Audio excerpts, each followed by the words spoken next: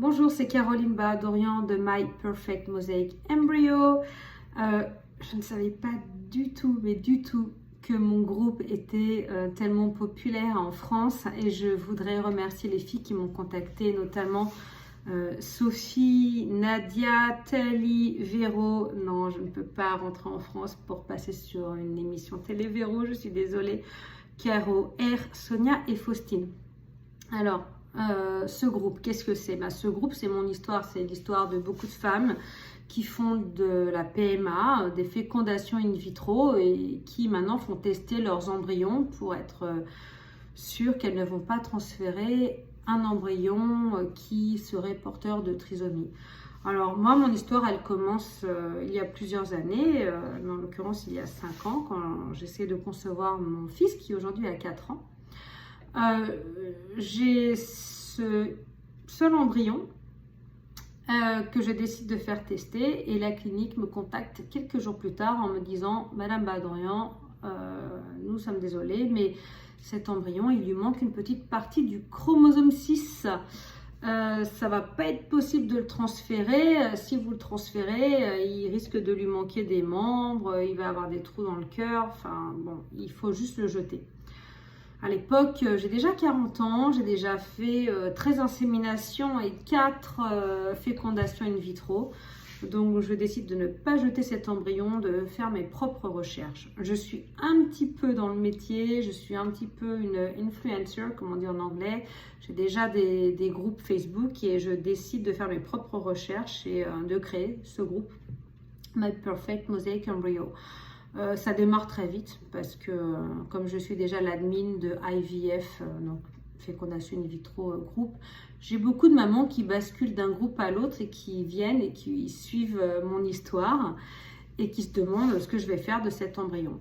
Je décide de le transférer et 4 jours après le transfert, j'ai un test de grossesse positif. Là, j'ai plus de membres encore qui viennent et qui joignent le groupe. Le groupe n'arrête pas de grower, comme on dit en Amérique. On a même des médecins qui viennent s'y joindre, des généticiens, des nurses, enfin des cliniques un petit peu partout, dans tous les pays du monde, en Israël, en France, aux États-Unis. Puis ma grossesse se passe bien et puis je mets au monde un petit bébé qui va très bien. Comme je disais, il a 4 ans aujourd'hui, puis là il est en train de jouer dans la piscine avec son papa. Après la naissance de Dove, beaucoup de mamans qui avaient des embryons, comme je dis, au congélateur, même si c'est un petit peu plus compliqué que ça et que non, les embryons ne sont pas au congélateur, mais qui avaient des embryons congelés, comme on dit en français, réfléchissent et se disent que peut-être elles devraient les transférer.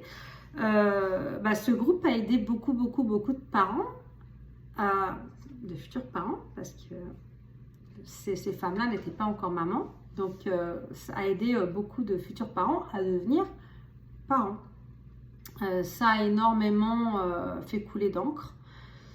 J'ai aujourd'hui une liste de cliniques aux États-Unis qui acceptent de transférer ces embryons parce qu'il faut savoir que pour un problème éthique, il y a énormément de cliniques qui ont refusé de transférer les embryons mosaïques ou aneuploïdes. Donc je garde cette liste que je partage avec vous. Je sais qu'en France c'est un petit peu compliqué, on va y arriver.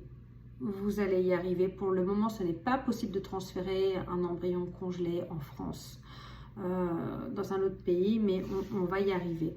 Mais ce groupe est là pour dire aux futurs parents, aux mamans, certains comme moi avaient déjà des enfants avant, qu'il ne faut surtout pas jeter vos embryons, que vos embryons ont un potentiel, que cet embryon qu'on vous a dit de jeter, ça peut être votre petite fille, votre petit garçon.